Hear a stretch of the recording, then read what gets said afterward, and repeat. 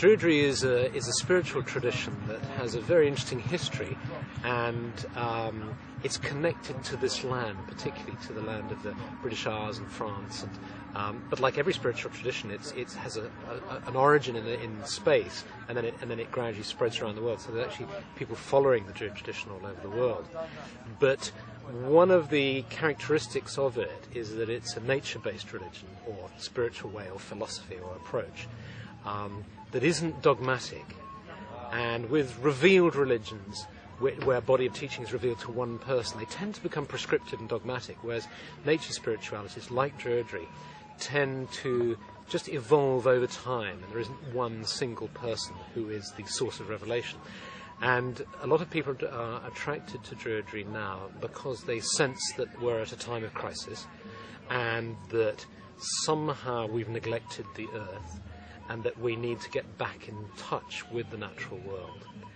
And Druidry and spiritualities like Druidry can help us do this.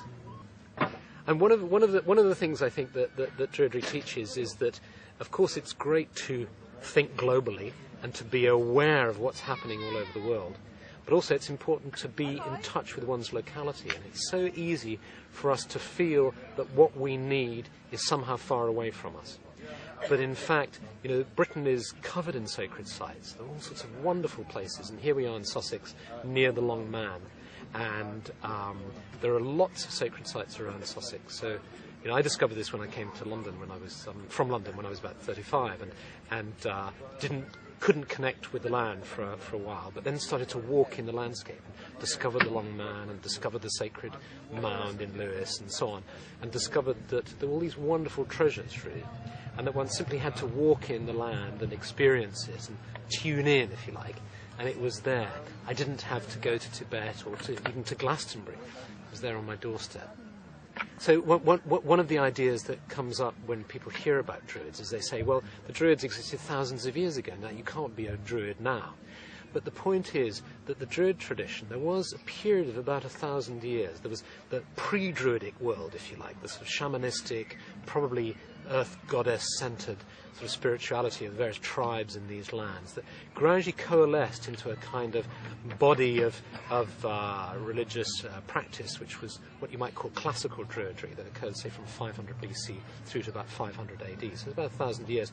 And then with the coming of Christianity, it went underground and went into folklore and tradition and so on. And then in the 17th century, there was a period which was called the Druid Revival, where scholars started to become interested in Druidry again and became interested in the fact that their ancestors weren't grunting savages, but actually had this wonderful sort of spiritual tradition.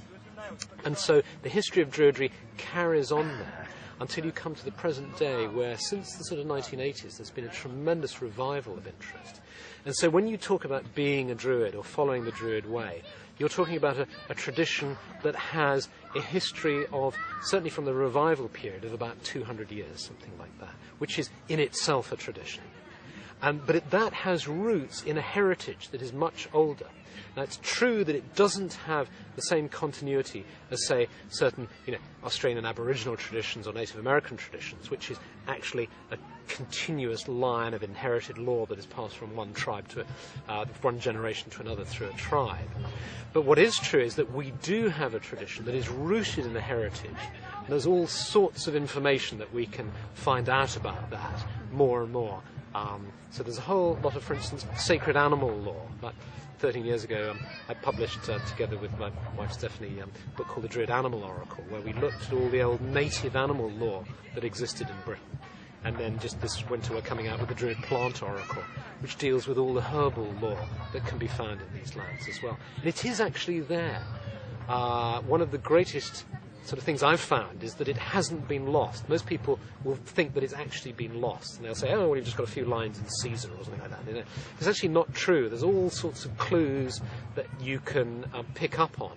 And the difference is, though, that what happens is you have a bunch of information that is at your disposal to use creatively in the modern world. So you're not trying to sort of reenact something that's ancient and try and pretend or be a druid as they were in the past.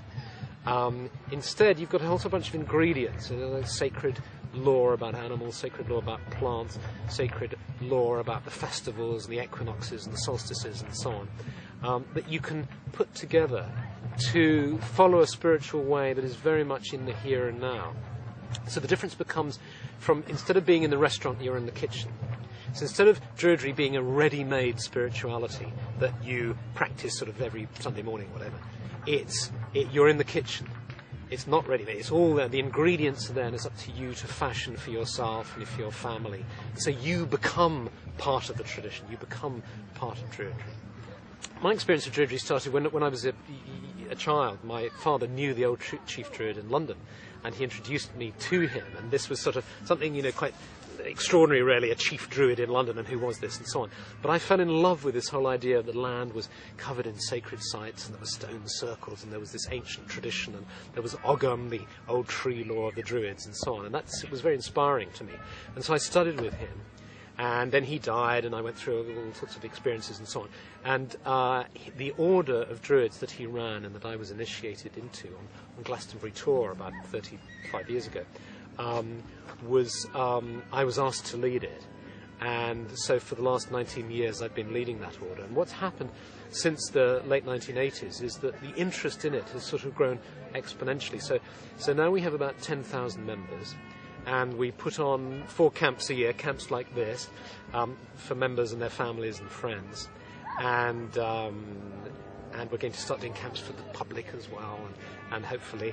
And also we have big gatherings at Glastonbury. We have camps in New Zealand and in America, and so on. So there's a lot of interest. And we have a sort of training program. So we have a website, which is druidry.org. So it's druidry.org.